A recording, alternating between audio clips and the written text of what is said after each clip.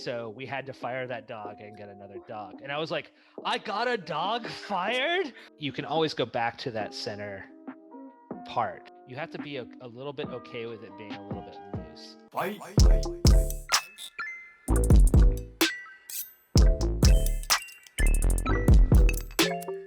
Yeah. Why do you think you're drawn to the things that you do then? What makes it like a core part of yourself? Is it something just in you? Great question. I mean, there's so many factors. You know, this is like the nature nurture question, right? So like, what are you born with? Yeah. Like your inherent pieces of yourself, and then what are the things that you were taught in society? I grew up in California. It's like surfing and skateboarding and Western culture and capitalism and like all those kind of like things like end up kind of like feeding into who you are, right? So like because you live in this world, and so like those things are like big elements of like what's kind of like shaped you. Like, how do you kind of parse that apart? Are you able to tell me that you can tell me what part of you is extremely like human to your core, something from like that you were born with versus something that you learned over time? Like, I don't know if you can really kind of break those things apart. Yeah. I think we try, and I think but uh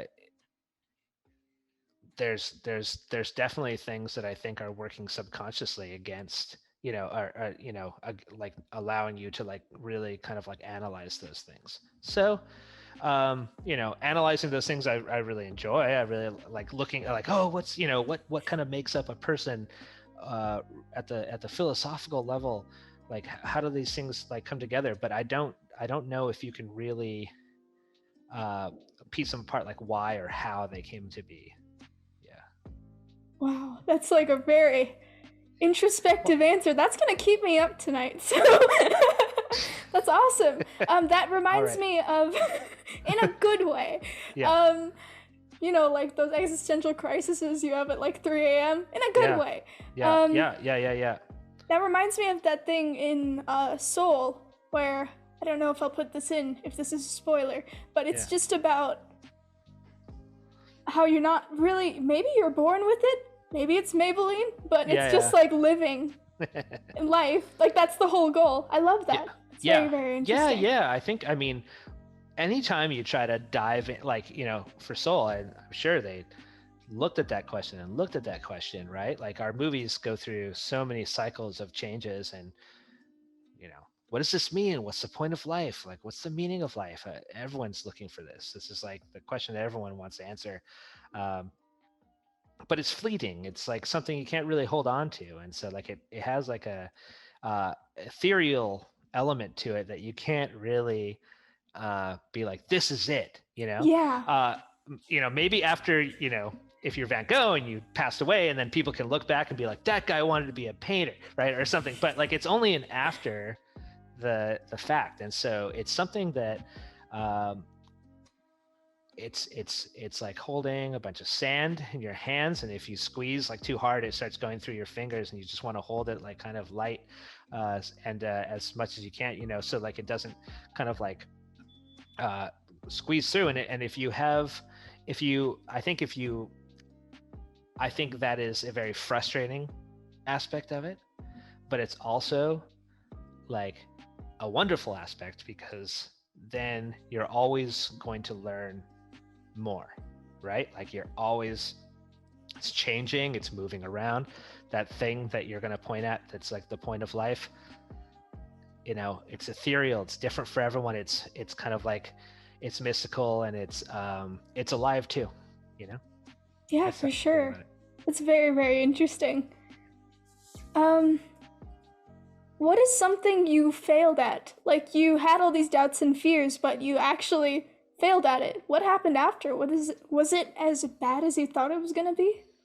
No, yeah, that's great. I mean, everyone kind of feels that way. Like, when you really fail at something, sure, you might feel really bad about it at first. Maybe you give yourself a couple days to not to console yourself, things like that. But it always turns out as like an interesting learning experience of some kind. Uh, and a lot of times you're like better for it. The key is to kind of like, if you don't have that center part, if you don't kind of like build that center part of yourself, then I think you are kind of like, and you're trying all this stuff, you can always go back to that center part, right? And if you fail, you can go back to that center part, and you're still there. You're still you. Um, if you like, I hurt my ankle really bad, like right before running like the marathon. I wasn't able to run the marathon. It was like really upsetting because I spent half a year of terrible Saturdays running millions of miles to try to train for this thing, and then I didn't want to, and then I heard it like right before, and I think that just those elements just end up being like, oh, okay, well, what am I going to learn from this? And what I'm going to learn is I'm going to take care of my ankle, and I'm going to like work on, maybe like some physical therapy on my ankle to kind of like get it to fix better. And knock on wood, my ankle's doing better. Yay! But it's just like, it's like, well, now like part of the process of me working on myself is I know that I have to work on doing these stupid ankle exercises every morning. But like those kind of things, like building yourself up to kind of like to do the things that you knew you wanted to do. And maybe if I did those ankle exercises all the time like I was supposed to before I went for that run and hurt myself, maybe I would be in a better position. But since like that didn't happen, like it becomes this big failure. And so it's like, all right, cool, well, just go back to yourself, work on yourself, you'll be fine.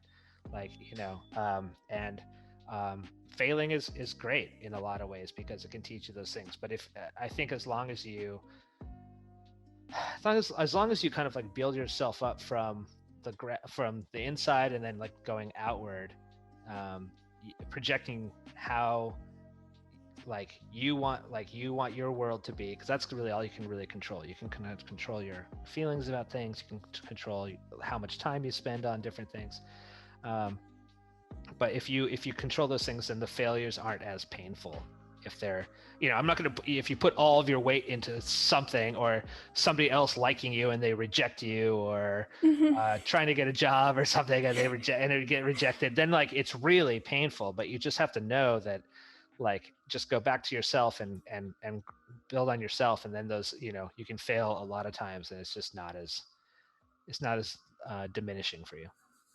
That's very good advice. Actually, the comics that you made while you broke your ankle, Yeah. Personally, like they're so like real, obviously because it happened to you, but Yeah. that's like one of my favorite things on your Instagram.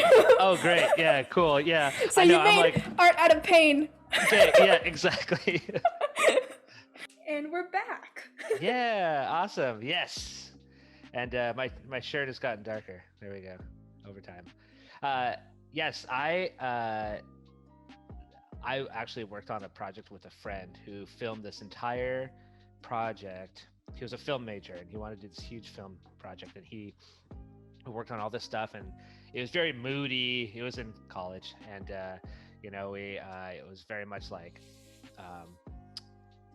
like, oh, I'm gonna try these things. We went to this like botanical garden and filmed all this different stuff, and he was using this very cool camera that he just recently acquired and wasn't really good at using it. And by this, we filmed for like a whole day, and then the next day he's like, dude, I forgot to take the lens cap off. Oh no! Like there was like some inner lens thing that just like, so the whole thing was like 8 hours of black basically. And I was like, oh, okay, cool. He's like, can we do it again? Yeah. But the second time, it only took us like 2 hours, and we got through it like really quick. So sometimes it's good to go through, a project.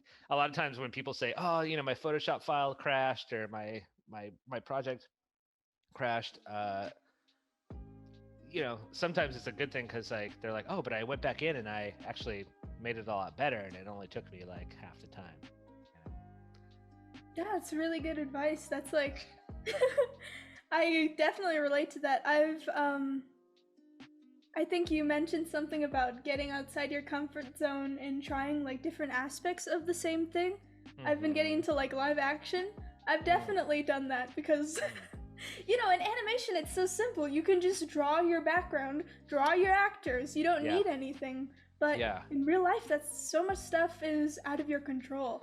Yeah, absolutely. It's almost like one is a really intense like oil painting, and that's like animation where there's no mistakes. Like everything you do is super intentional in every frame.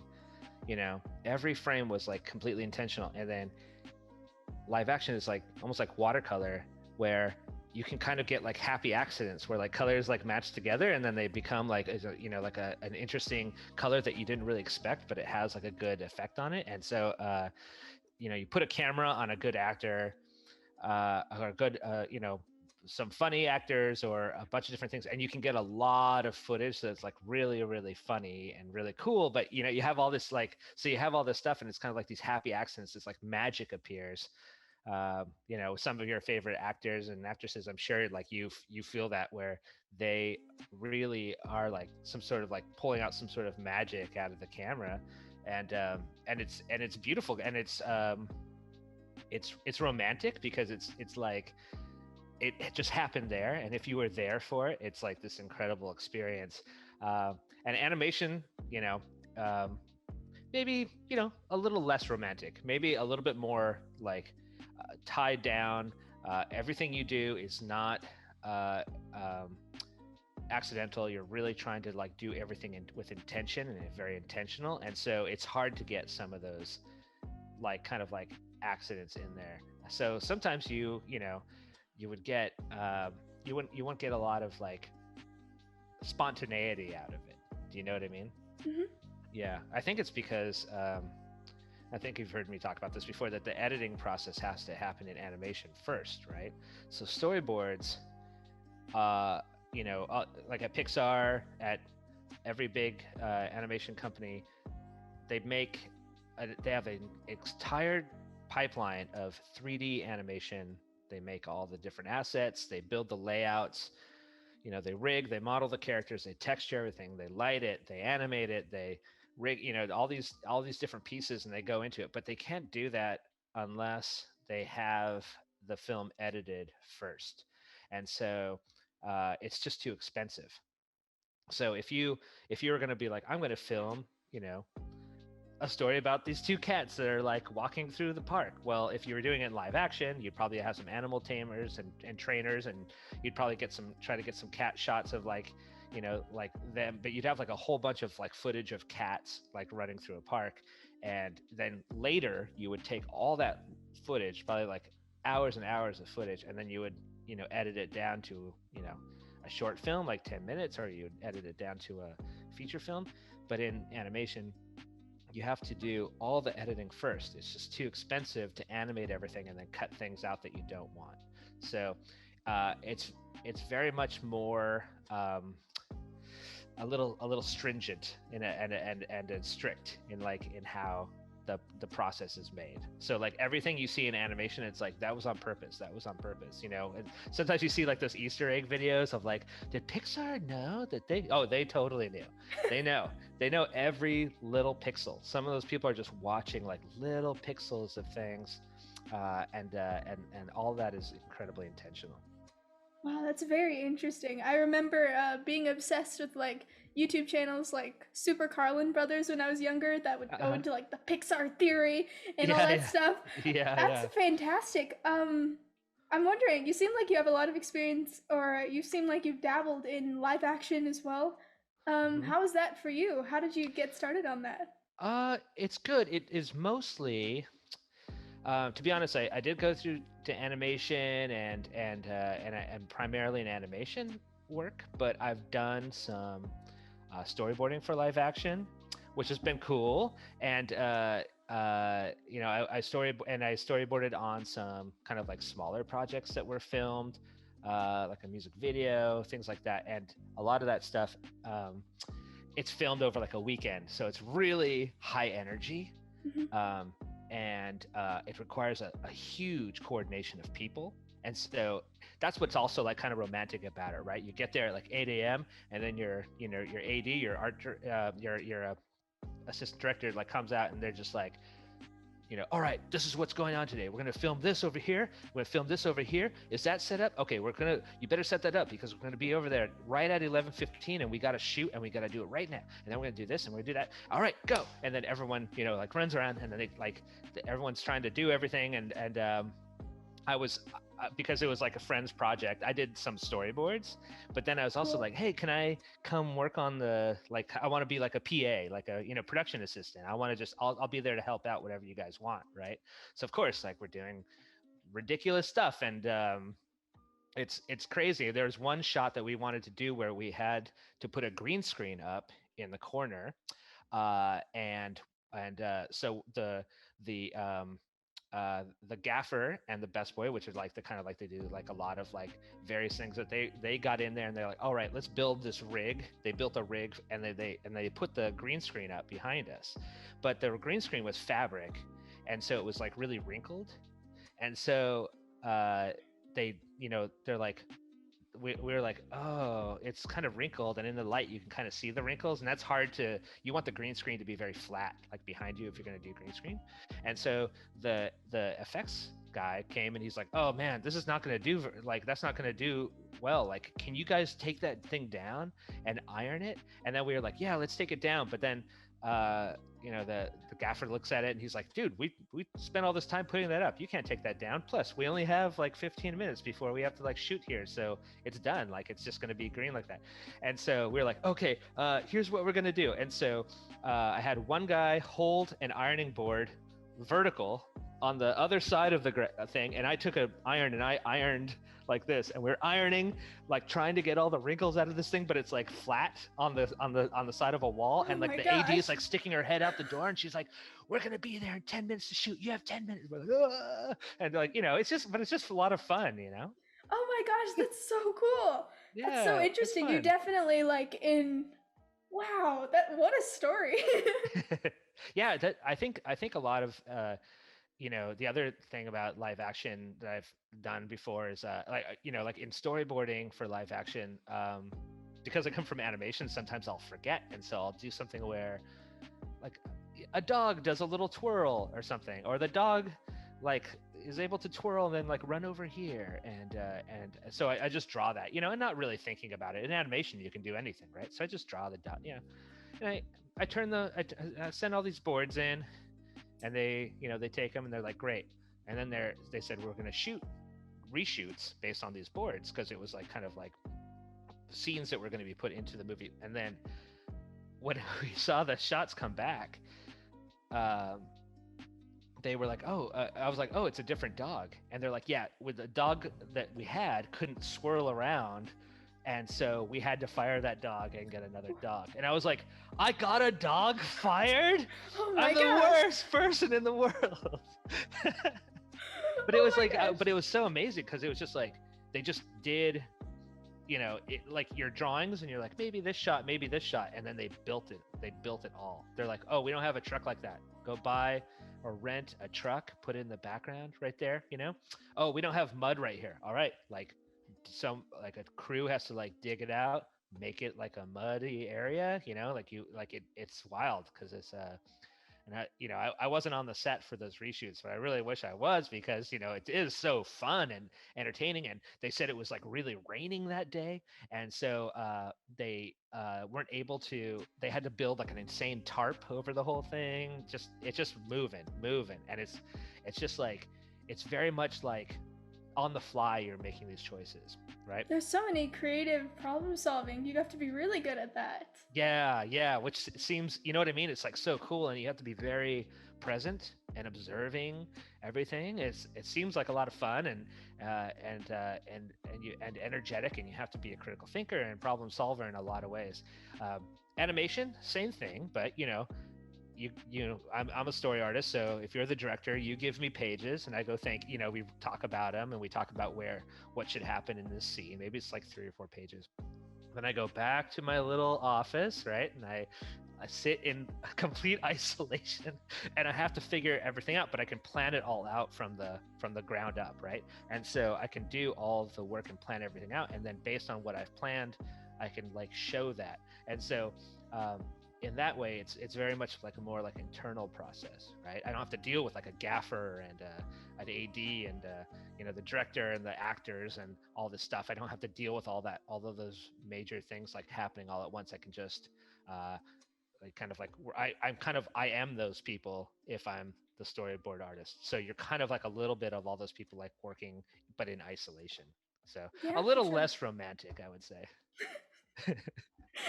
Yeah, definitely. It's so hard. Like, one of my early projects I did, I filmed a live action music video on my own. It's so hard even to make something bad in live action because it takes so much planning. Because I storyboarded it all out, like how you said, but I didn't think about how that translates in real life, the kind of stuff that you need. Yeah, you made a music video? Yeah, I did. It's fully edited, it's color graded and everything. It'll never see the light of day because it just didn't work out. Yeah. Wow. Color graded and everything. Oh my gosh. Yeah. Not well, but it's still you still did it. That's great. But that's the kind of thing that we were talking about with like getting your hands in there and moving things around, right? Like you learned so much from doing that stuff. And, definitely. It like so feeds beneficial. into each other. Mm-hmm. So I'm curious, what happy accidents, you said that they like edit it all so it's so precise, right, in animation? Yeah. How do happy accidents happen in animation then? Ooh, I think you just have to be okay. You have to be a little bit okay with it being a little bit loose. I'm not sure in I guess I can only speak really to the storyboard aspect of it. But if you're an animator, you know, and you have like a model and you're trying to like rig the model so like it's in a certain pose and things like that. You're very distinct and specific, right? So it's difficult to get any kind of energy out of it that's spontaneous. Some people will draw over their scene. In 2D, like, you know, and they'll draw the poses and they're rough, right? But in that roughness, you can kind of get some of that spontaneity and energy out, and it's really like it's fascinating to watch, right? So ultimately, we build all these. It's funny because like in storyboarding, it's this 2D black and white drawing, you know. The only reason why like it's so simple, it's just the easiest way to get some acting in there, some like composition, some movement, whatever you need to do in stories, and then get it to the editing department, right? So that's that. But then the entire process of the pipeline of animation is now we build all these things in 3D, we light them, we rig them, just like we were saying before, we put all this stuff together, and then weirdly it becomes 2D again and becomes like a flat surface, right? And so when you watch it in the movie theater, you're watching a big two-dimensional screen. And so where once they kind of settle where the camera's going to be, and let's say you're the animator and you're going to work on it, one of the options that you have is to actually just take there's various programs that do this, but you can draw your animation over the shot that you have, and you can just draw so some people will just draw their animation and then they will take because there's kind of like an energy that comes out of that, and then they will take their model and they will match it to the drawings. So that's kind of like how seeing that. Oh, sorry. I remember seeing that in like Zootopia. Yeah, I'm sure. Yeah, Disney always is doing that, right? If you look at there's lots of great stuff with Glenn Keane drawing over like stuff in Tangled. Like he's like, oh, look at this. Like maybe you can make this stronger by putting this. Like there's some amazing artists that do that type of thing still at Pixar. It's just incredible, and they're just it's a treat. It's such a treat to have some of these masters. Like even in storyboarding, sometimes we'll have them come in and they'll just like look over our storyboards and be like, yeah, you know, push this right here, and it's just like the tiniest little effect, and you're like, oh my god, it made it so much better. Like, how did you do that? You're a magician, you know. Yeah, definitely. That's so cool. Last time you were talking about your struggles and how you live as the person you want to be, kind of. That's how you remind yourself of who you are. So I'm wondering, that kind of reminded me of like living slightly in the future somehow. So I'd love to know more about that. Gosh, yeah. Well, I mean, it's hard. It's a hard question to kind of like grapple with because I think if you want to live too far in the future, then you're not enjoying like what you're doing right now. Yeah, how do you stay present? You seem very present. I try. I mean, it's because of isolation, it's been a little bit weird and easy to like to stay present because you're trapped with yourself. You really are, right? So, my introvert friends they're fine. A lot of them are okay, and we'll do casual Zoom meetings and hangouts, just like, but just real casual. And they're all like, yeah, I'm fine, whatever. I'm playing video games, or I'm working on my project, or I'm reading. I'm fine. Don't bother me. My extrovert friends are just like, oh, remember when we could go get coffee?